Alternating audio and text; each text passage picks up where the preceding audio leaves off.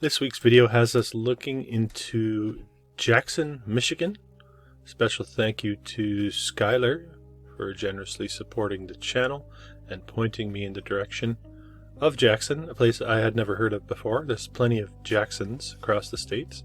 I didn't know there was one in Michigan, but here you can see Jackson. I have touched on Ann Arbor, Detroit, Grand Rapids, Fort Wayne, Toledo as well. All of these you can find here on the channel. And as usual, I like to start with the population demographics. You can see modern day we're around 30,000 people. We turn the clocks back to the turn of the 20th century, and we're not far off of that mark, 25,000 people roughly. And an early town in the development, or the resettlement, I suppose, of North America. This going back to the 1850s. An interesting part of the narrative with Jackson has to do with it being one of the birthplaces of the Republican Party as an anti-slavery county convention. So the Republican Party getting together in Jackson, we're being told, in the early stages. Interesting part of the narrative. Let's get to the visual. Thanks again to Skylar, and thanks to everyone for being here.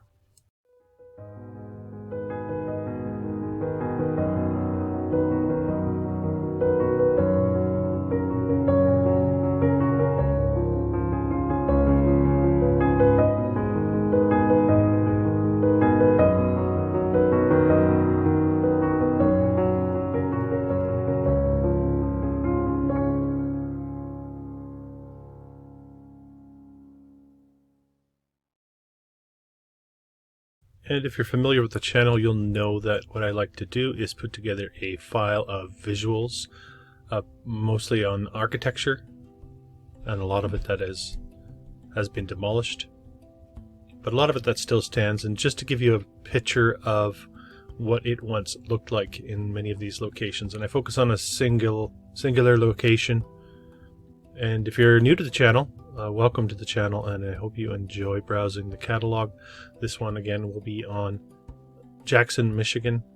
Here's a nice street scene showing us the types of buildings you're likely to see along the main thoroughfare, and you have the old courthouse as well, looking very prominent with the cupola style bell tower, it looks like.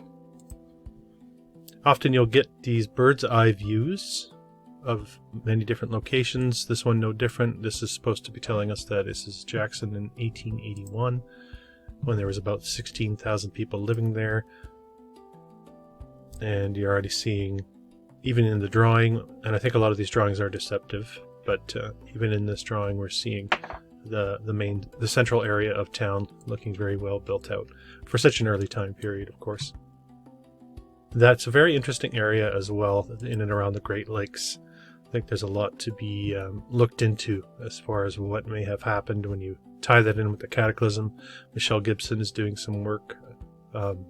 Fairly recently she put a video out on the Great Lakes region. I think it was Lake Huron. But I think there's much more to the story than we've been told about history, and that's basically the premise of this channel. Is what we're looking at is not necessarily these cities, in particular this city, that grew organically from the ground up, that started with wooden huts and worked its way up to these stone and brick buildings. But in fact, there is a true history that has been obscured from our perception, and what we're looking at are remnants from that true history, and a false history has been overlaid on top of that to diminish the truth, diminish us in hiding, or by hiding the truth of the past. A lot of people will ask, why would they do that? Here we're looking at a jewelry store, just to show you some of the interior finish in Jackson.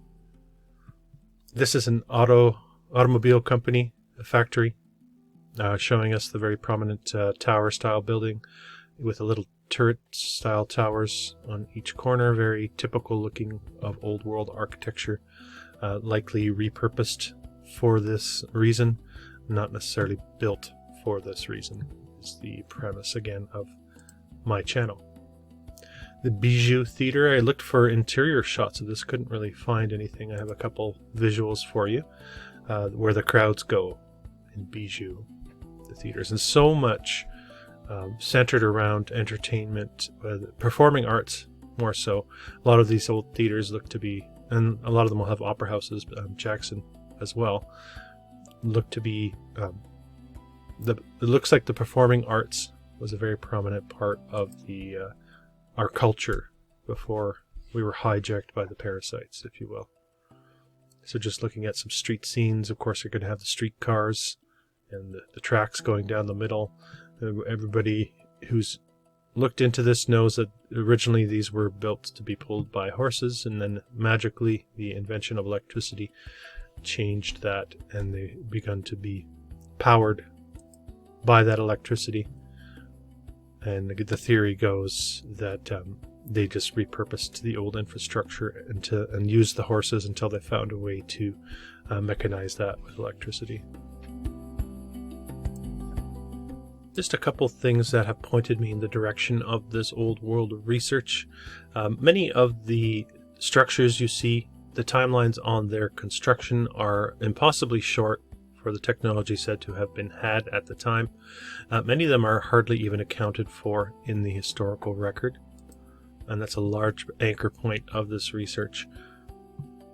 There's also a major influx of population flooding into the country at the time. There's a very high percentage of orphans, very high percentage of people being put into insane asylums and similar locations.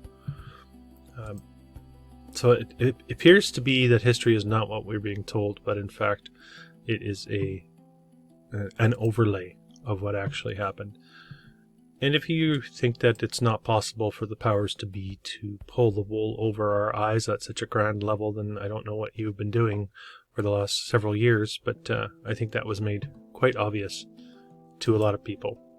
And I think it did help to wake up a lot of people to that fact that so much of what we have been told to consume as truth is patently false, laughably false, actually. And when you look into the narratives, that's what you find. Very laughably false. I was recently looking into the moon landings, which I think is one of the most obvious deceptions of our time. And I think they said it was 270 miles to get to the moon from the Earth, and it only took them 80 hours roughly to get there, and about the same to get back. That would be traveling at 20,000 miles an hour, roughly. So I think it doesn't take much to pick these stories apart, and I think there's a large amount of us that are doing so.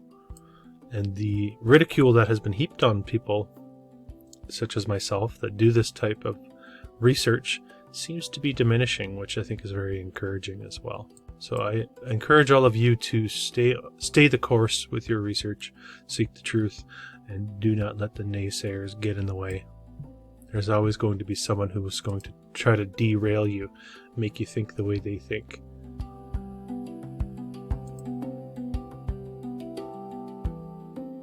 And this is the old courthouse.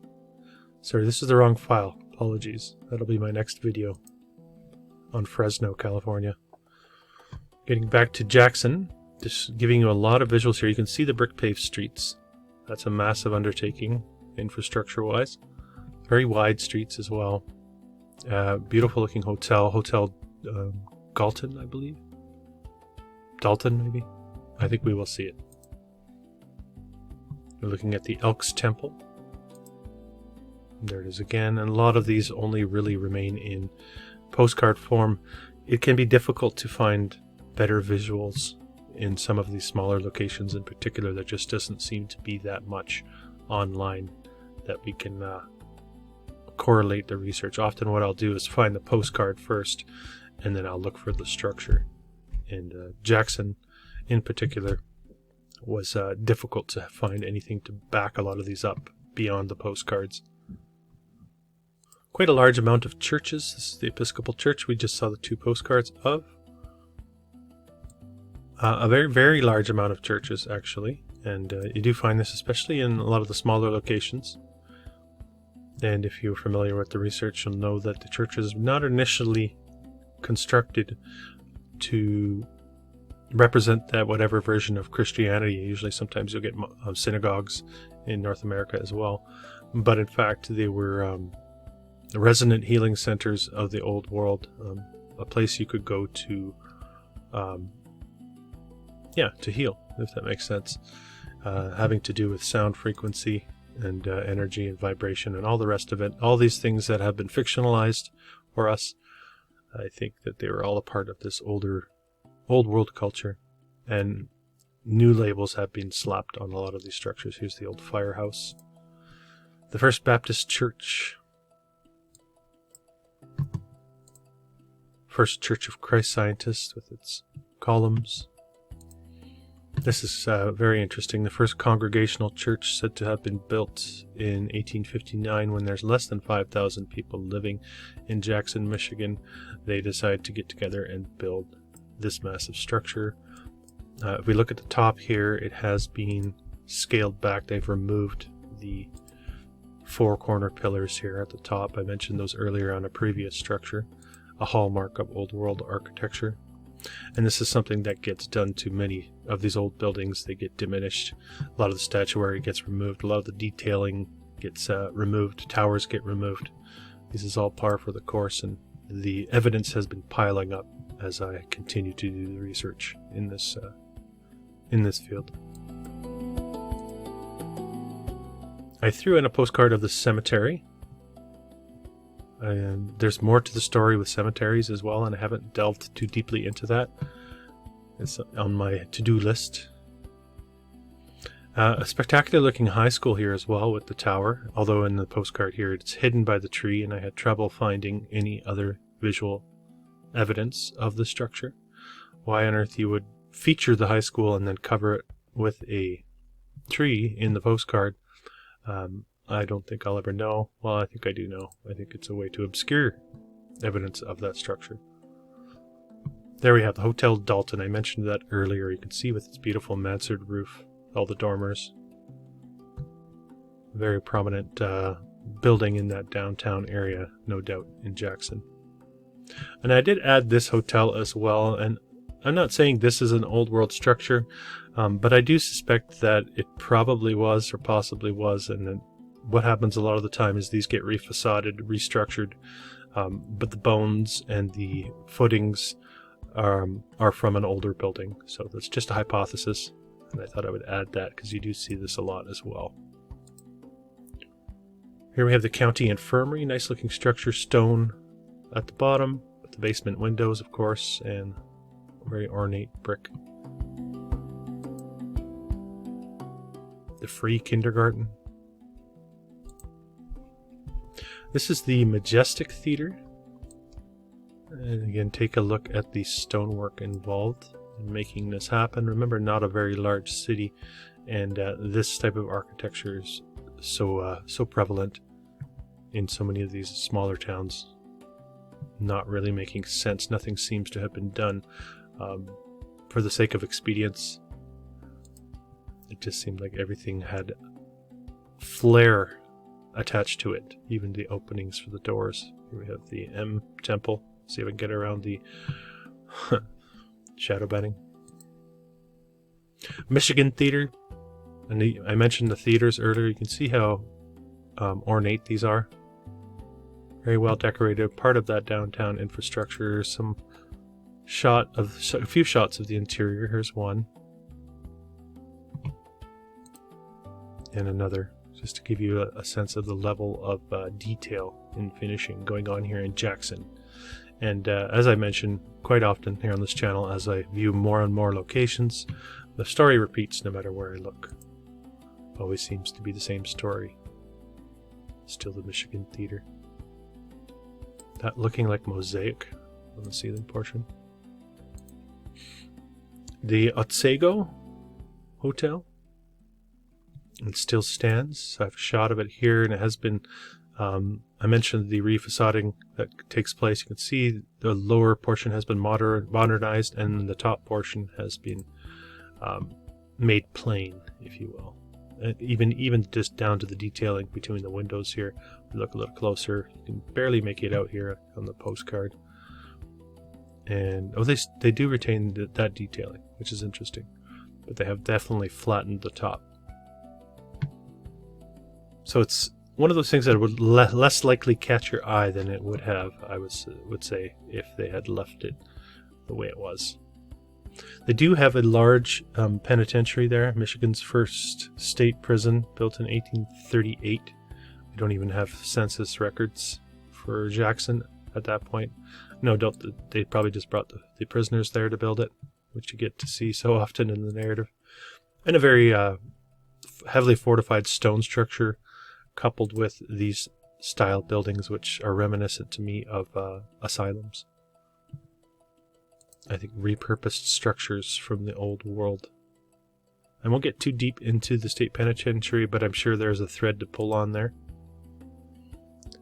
The old post office said to have been built in 1839, so right in and around the same time. Maybe they're trying to correlate that with the stonework done on the penitentiary. But this one also a bit of a ghost online as far as being able to find photographs in this form.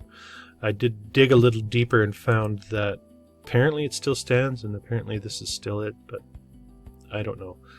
I think they just call it the Stone Post Office. Now, anyone from Jackson know anything about this? More information, please, put that in the comments below. Always appreciate it. And this would be the replacement post office.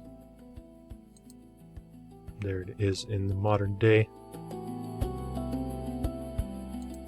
We'll keep moving forward. We get to a public library built in 1901. This would be one of the Carnegie public libraries. Over 2,000 libraries Carnegie said to have donated funds toward. A way to reshape the perception of the population by making sure the only books that are available in the libraries are the ones that are approved. Carnegie, a very prominent name in the early education system. And there's the library once again. And no, I do not believe they were constructed. I believe there was a repurposing going on, and Carnegie's name is attached to that repurposing. And here it is in the modern day. And I do have a shot of the interior for you as well. We have an old postcard and a modern shot, just to give you a sense of the detailing going on and the quality of materials as well. We're seeing marble stairs, marble railings, reminiscent of what you see in a lot of state capitol buildings, to a smaller scale, but still very reminiscent of the similar finishing features. Very difficult to source these materials, let alone mill and install and all the rest of it in 1901, according to our historical narrative. So the problem is the narrative itself. The story we're given, when I say narrative, the story we're given about history is the problem. I'm not saying they weren't built. I'm not saying they were built by someone supernatural. I'm saying that we need to correct our historical narrative. Storyline needs to be fixed. Here's the sheriff's residence, made of stone. Don't have a date on that. Could find very little on that one as well. The St. John's Academy. Take a look. Actually, I have a better version here for you. Again, showing you all the columns, stonework, brickwork, very high quality. Even the balconies out front here look to be made of brick or stone. Very, very high quality construction techniques. Ones that would be very difficult and expensive in our day, let alone at a time when they didn't have the technology that we have in the modern day. I realized that there was a lot of skill, that the older generation has a lot more hands-on skill, and we have lost a lot of that by design, I would suggest. But I don't think it's enough to be able to say that they built these so quickly and so efficiently and so perfectly. I think there's more to the story, and then that skill that's been passed down, is not being passed down anymore, but is there in the older generation, was a remnant of this old world that we once lived in. The St. John's Church. There it is in the modern day, not looking much like it does here. The St. Joseph's Home. This one's built in the 1870s as a mansion, I believe. Was demolished in 68. This is used as an orphanage. That orphanage story seems to come up no matter where you look as well. It's an interesting piece of the puzzle, and the one that is getting a lot of attention these days in this field of research, and for good reason, I would say. Where did we really come from? What happened? I think there were mass migrations, relocations, reseeding of population in different locations, changing the history of a location, and then a heavy influx of newcomers have to swallow the new story. Anyone who is still espousing the old story that may have memory of the previous time ends up being taken out of society, maybe put in an asylum. You know, it's a working hypothesis, but that's the gist of it. This is the Union Bank. We come to the city waterworks again, just a postcard. The white block, so many of these types of buildings. And we end on a YMCA, as I often like to do on these videos. So what did you think of Jackson, Michigan? Do you have a location you'd like me to look at? If you do, put it in the comments below. If you really, really want me to get to it, like as soon as possible, I encourage you to make a contribution to the channel. I do appreciate you supporting the work I do here. My channel is not monetized, and it won't be. And that will get my attention and put me hot on the trail of whatever location you would like me to look at. So this is the before with the YMCA, and here's the vacant lot after the YMCA has been demolished. Thanks for watching. This has been an old world exploration. If you're new to the channel, don't forget to subscribe, hit the thumbs up button, and comment. I believe we are in the process of remembering who we really are and casting off the shackles of illusion. Until next time.